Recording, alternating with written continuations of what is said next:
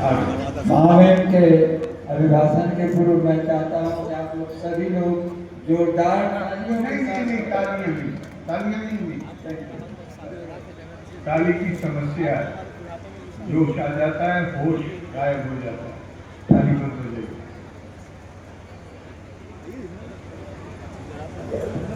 माननीय विधानसभा सदस्य श्री पवन कुमार यादव जी, माननीय अध्यक्ष जिला परिषद श्री नितिन कुमार जी, माननीय डिप्टी मेयर भागलपुर श्री मोहम्मद सलाहुद्दीन जी, राजभवन प्रधान सचिव श्री रॉबर्ट एल चौंकू जी, तिलका मांझी भागलपुर विश्वविद्यालय के कुलपति प्रोफेसर जवाहरलाल जी,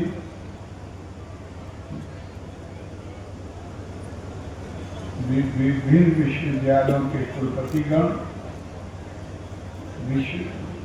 तिलका मांझी विश्वविद्यालय के कुल सचिव प्रोफेसर रामाशीष पूर्वे जी, वरीयतम प्राध्यापक डॉक्टर अशोक कुमार ठाकुर जी, विभिन्न संकायों अधीक्षक एवं विद्वत परिषद के माननीय सदस्यगण, विभिन्न संकायों एवं स्नातकोत्तर विभागों के अध्यक्ष एवं विभिन्न महाविद्यालयों के प्राचार्यगण, विश्वविद्यालय के पदाधिकारीगण, कर्मचारीगण, देवी और सज्जन, मेरा जो भाषण यहाँ दिया जाना था वो छपे हुए रूप में उपलब्ध है। आपको दिलचस्पी होगी तो आप उसे पढ़ सकते हैं। मैं कुछ बातें उस तैयार शुदा प्रारूप से अलग आपसे कहना चाहता हूँ। आज आपको उपाधि प्राप्त हुई है और बहुत से छात्रों को उनकी विशेष उपलब्धियों के लिए सम्मानित भी किया गया है। मैं आपको, आपके अभिभावकों को, खास आपके गुरुओं को और खास तौर से आपके माता पिता को बहुत बहुत बधाई देता हूँ, अपनी शुभकामनाएं देता हूँ। आपको डिग्री के रूप में जैसे पक्षी के बच्चे होते हैं और वो उस समय तक घोंसले में रहते हैं जब तक उनके पंख पूरी तरह विकसित नहीं हो जाते, और पंख विकसित हो जाने के बाद खुला आसमान है। उसी तरह इस डिग्री लेने के बाद आप जब व्यवहारिक जीवन में जाते हैं तो अब आपके लिए खुला मैदान है। आप खूब सफल हों, आपकी उपलब्धियां हों, आप अपने लिए, परिवार के लिए, समाज के लिए, देश के लिए हितकारी और कल्याणकारी भूमिका अदा करें, ऐसी मैं आपको शुभकामनाएं देता हूं। भारतीय संस्कृति में, और ये ध्यान रखिएगा कि भारतीय संस्कृति ज्ञान की संस्कृति है। पूरी दुनिया में इसकी पहचान ज्ञान की संस्कृति के रूप में रही। तो इस संस्कृति में ज्ञान का उद्देश्य बताया गया है, तद द्वितीय जन्मा। एक जन्म हमारा माँ बाप के द्वारा होता है और दूसरा जन्म शिक्षा, ज्ञान, विद्या के माध्यम से होता है।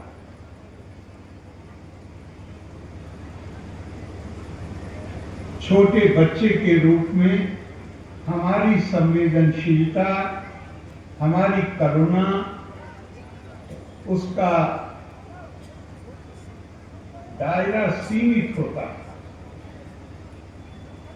लेकिन ज्ञान अर्जन के बाद हमें ये पता चलता है कि केवल जिन्होंने हमें जन्म दिया है हमारे परिवार, विस्तारित परिवार केवल वही नहीं, बल्कि हमारी करुणा सबके प्रति, मानवता के प्रति, जीव मात्र के प्रति विस्तारित होनी चाहिए। हमारी संस्कृति आत्मा से परिभाषित है, न केवल।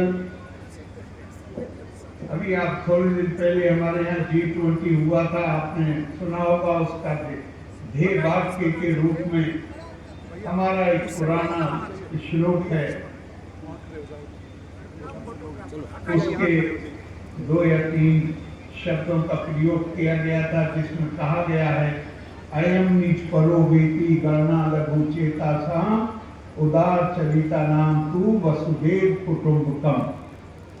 ये हमारी संस्कृति की बुनियादी शिक्षा अगर कोई है तो वो ये है कि आपको सबके प्रति,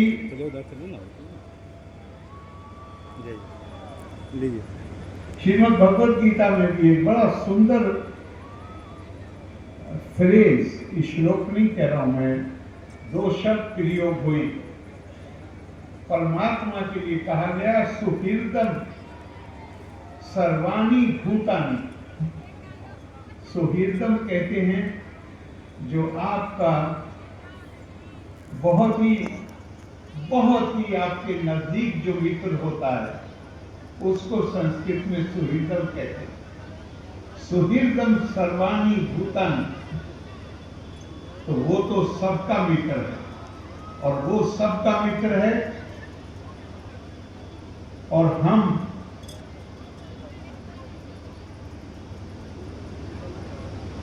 उसकी रचना है। तो हमें सबके प्रति ही अपने दिल में आदर का भाव, सम्मान का भाव, स्वीकार्यता का भाव, अपनेपन का भाव पैदा करना पड़ेगा। ये शिक्षा का मकसद है। द्वितीय जन्म किसके लिए? तेजस्विनावधीतमस्तु। आप जो कुछ भी ज्ञान प्राप्त, ध्यान रखिएगा, कोई भी, चाहे आप दर्शन शास्त्र पढ़िए और चाहे भौतिक शास्त्र पढ़िए, भारतीय परंपरा ये मानती है, सर्वशास्त्र प्रियो जन्म आत्मज्ञानम। You pursue any branch of science, चाहे जिस क्षेत्र में आप विद्या अर्जन कीजिए, लेकिन जब आप उस पर गौर करेंगे तो आपको वो आत्मज्ञान की तरफ ले जाती हुई नजर आएगी। और आत्मज्ञान क्या है? आत्मज्ञान है कि हम सब के अंदर परमात्मा के रूप में, आत्मा के रूप में परमात्मा निवास करता है। हम सब आपस में कोई रिश्तेदारी सीधे हो या ना हो, लेकिन ये संबंध रिश्तेदारी से भी बड़ा संबंध है। तो अगर वो संबंध हम महसूस करेंगे तो हमारे अंदर दया और करुणा का भाव सबके लिए पैदा हो। हम कभी किसी के पैर पे पैर नहीं रखेंगे। तद्वितीय जन्म का मतलब है, मैं किसी परिवार में पैदा होता हूं, मैं किसी जाति में पैदा होता हूं, मैं किसी संप्रदाय में पैदा होता हूं, लेकिन अगर विद्या प्राप्ति के बाद भी जाति ही मेरी पहचान रहती है, संप्रदाय ही को मैं अपनी पहचान बनाता हूं, तो फिर विद्या ने मुझे कोई फायदा नहीं पहुंचाया।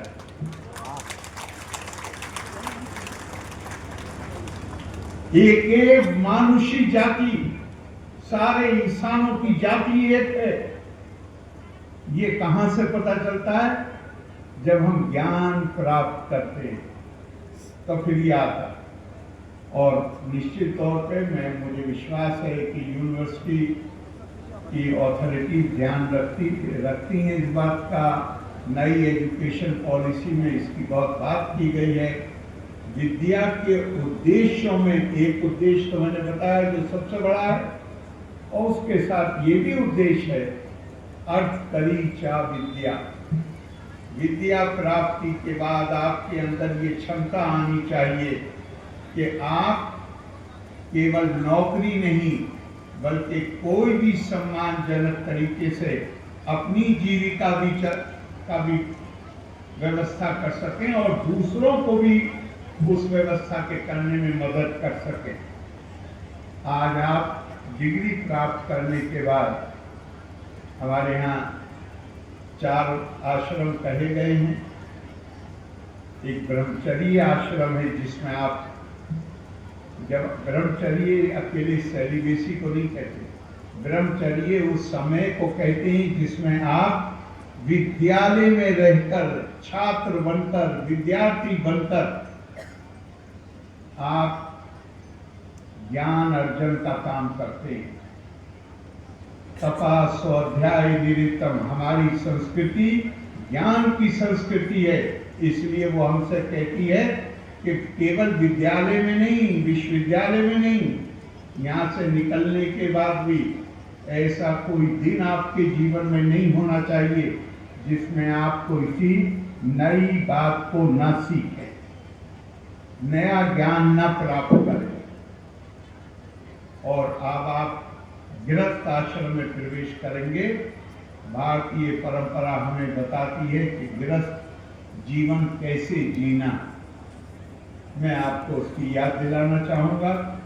हमारी परंपरा में कहा गया है, ब्रह्मानिष्ठो गृहस्था स्यात् तत् ज्ञान परायणा यद यद कर्मा पितृर्विता तत् ब्रह्मानि समर्पये।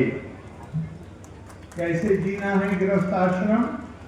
पूरी निष्ठा होनी चाहिए उस परमात्मा में, और जो कुछ भी आप करते हैं ये मानकर, जो भी दायित्व आप स्वीकार करते हैं, जो भी आप जीविका का तरीका अपनाते हैं, उसमें काम करते समय हर काम आपको इस तरह करना है जैसे आप अपने आराध्य देव के प्रति कोई कुछ अर्पण कर रहे हैं।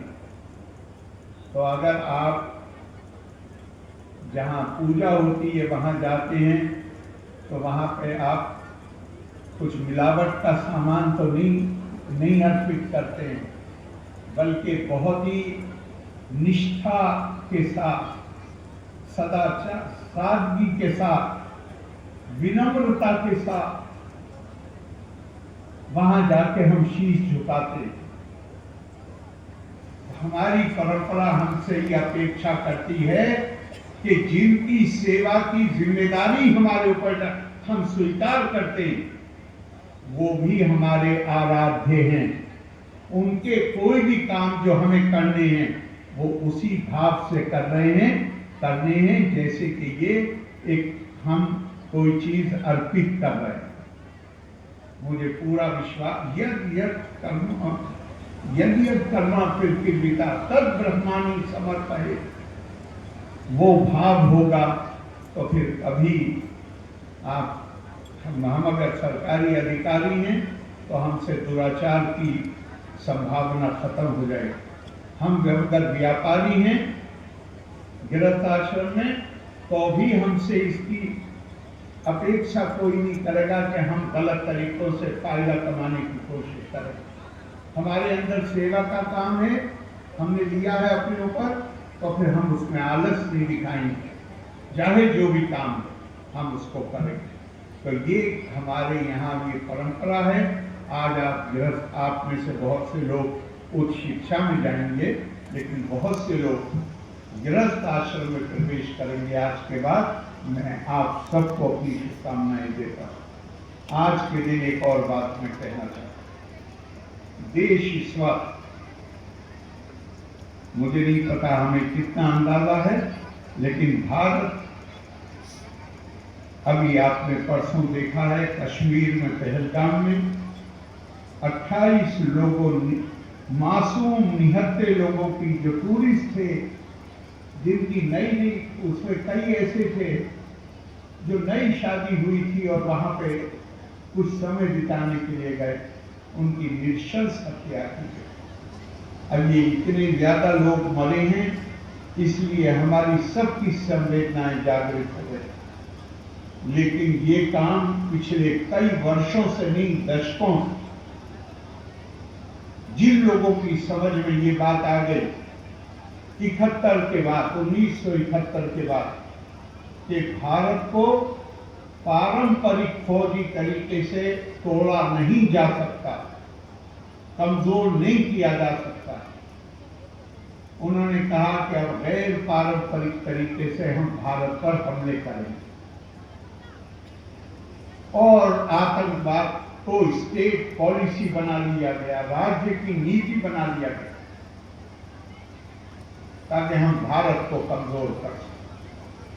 ये बहुत नाजुक वक्त है और मैं मानता हूं कि ये जो कुछ भी घटनाक्रम हुआ है, कल माननीय प्रधानमंत्री जी ने बिहार में ही इसकी घोषणा की कि जिन्होंने मानवता के खिलाफ ये जघन्य अपराध किया है उन्हें बख्शा नहीं जाएगा।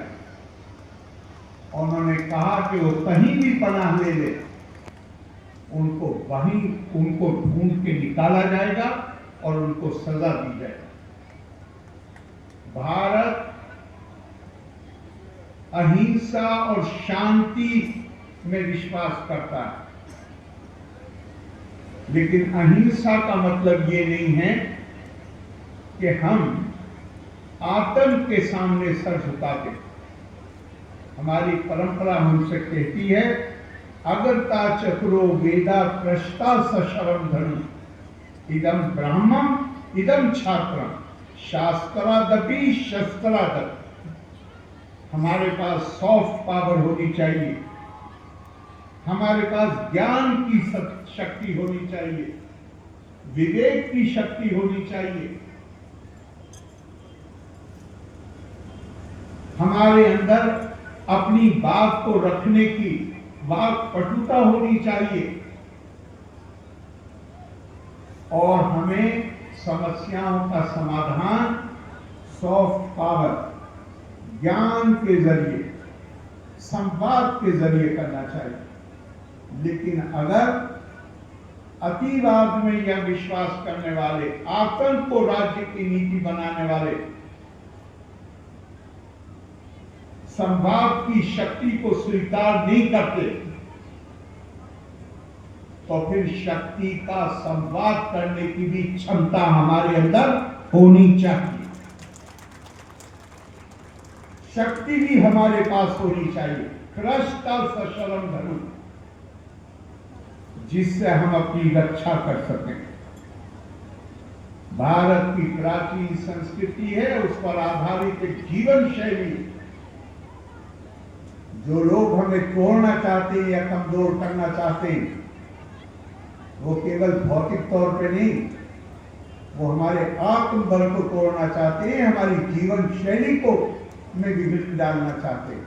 हमारी ये जिम्मेदारी और हमें अपनी सरकार को, अपने प्रधानमंत्री को, मैं समझता हूं कि मैं कोई अतिशयोक्ति नहीं कर रहा अगर मैं ये कहूं कि मैं आप सबके बिहाफ पर उनको ये आश्वस्त कर सकता हूं कि हम आपके पीछे खड़े हैं और इसमें जो भी आप कार्रवाई करेंगे देश की सुरक्षा के लिए, हम में से हर एक उसमें किसी हद तक भी आपके साथ जाए। मैंने ये बात इसलिए कही, आप लोग फौज में नहीं, लेकिन हर भारत का नागरिक इस संकट की घड़ी में फौजी, और हम नहीं जानते कल क्या होगा, लेकिन हमें अपनी भूमिका अदा करने के लिए मां की सुरक्षा का सवाल आएगा तो हम किसी हद तक भी जाएंगे, उसके लिए हमें तैयार रहना चाहिए। आप सबका बहुत बहुत धन्यवाद। लोका समस्ता सुखिनो भवन्तु। जय हिंद।